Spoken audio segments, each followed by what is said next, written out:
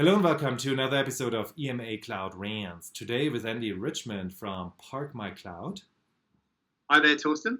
and Guido Soeldner, our resident vExpert and practitioner. Hi. Andy, good news. EMA research that literally just came out. Actually, it hasn't even come out. It has arrived in our data gathering software. Shows that cost control of public cloud is really very close to the top of IT priorities in the enterprise in 2017.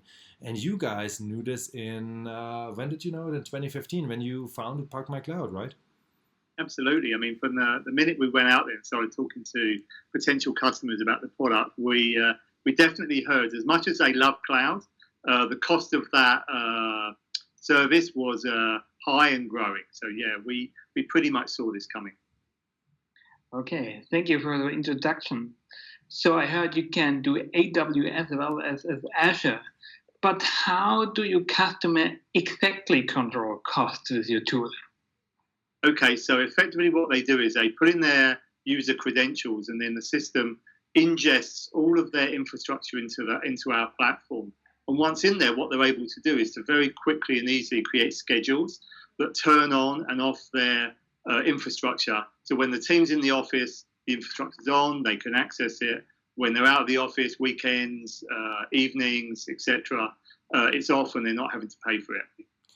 Andy, who makes the purchase usually, and how do they get the formerly rogue DevOps and development teams to adopt this tool instead of just doing what they want? Yeah, so those people you describe as rogue, they'll often find their way to our door, because although they're rogue, they often do get to see the size of the bills, and they have some sense on how much things are costing. And so often what they're trying to do is automate their infrastructure so that they can get things turned off when they're not needed. As well as that group of DevOps professionals will often have IT operations type people coming in. People with kind of more cloud governance type roles, who again will be looking for a way to put some kind of governance tier over the local infrastructure without taking away the independence and the agility that you get with the cloud. Guido, they say they save customers 1.9 million and counting since they were founded. Do you believe that? It's really a big number for a development environment. So we really would know a little bit about background information. How did you get that exact number? So it's just guessing, or how did you get these? No, I mean, far from guessing. So as I mentioned, I mean, we bring all the infrastructure in, and then what we're able to do is to calculate the number of hours the instances have been turned off with the schedules that they've created within ParkMyCloud. Mm-hmm. And so we calculate the total number of hours, and we can obviously look up exactly what the cost for each instance per hour is.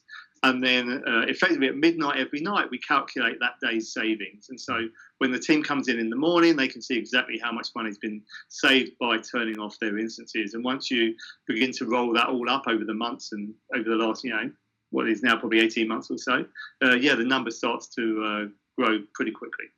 So you have a free 31-day trial, right? So once the number of savings exceeds the number of dollars that the customer pays you per month, that's when this thing makes sense, right? Absolutely. I mean, we have customers who within 24, 48 hours have already paid.